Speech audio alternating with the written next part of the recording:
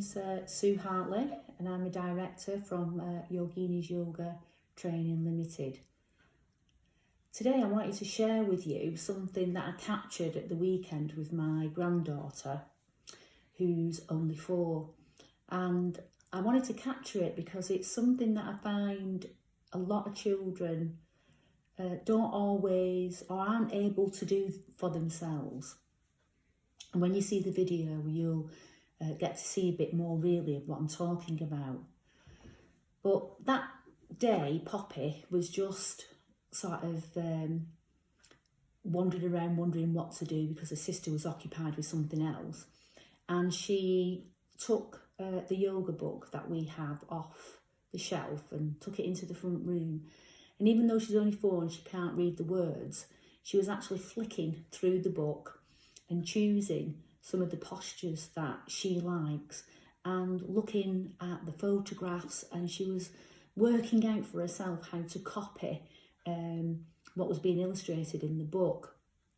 And I just thought to myself, yeah, this is really what the purpose of our training is really all about. It's about getting children to want to go and do some sort of exercise because they think it's fun, and without actually realising that that's what they're doing. They're exercising. To them, they're just having a bit of fun.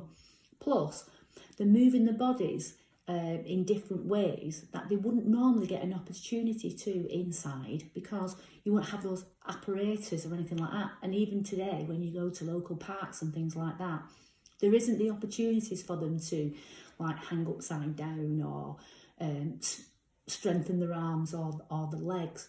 Whereas the yoga postures that we have in the book, they all have a benefit as to what they do. So like tree is really good for focusing, drawing the attention inwards because it's hard to balance if you're thinking about other things.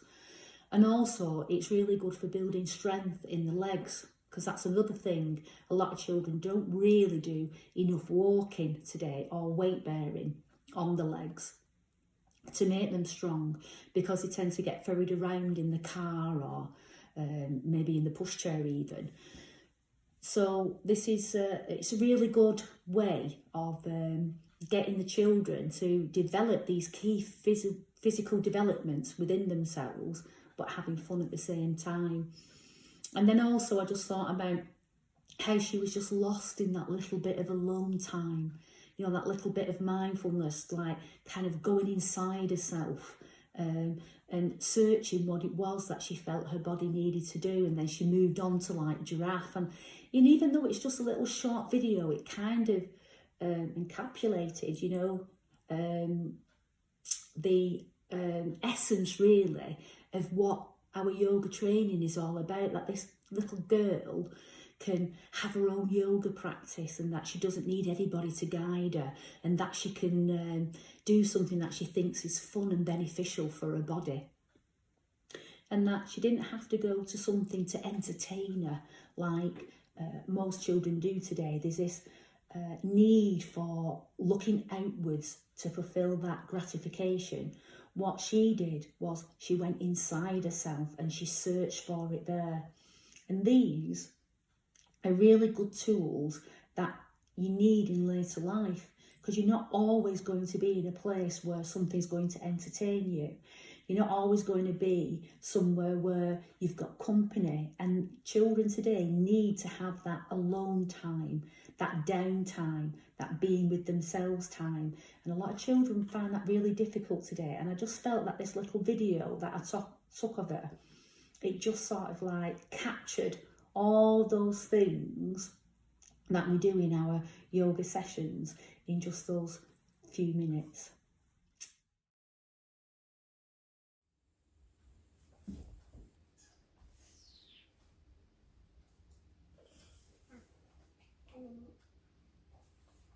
I can make one of the unicorns eat ice cream.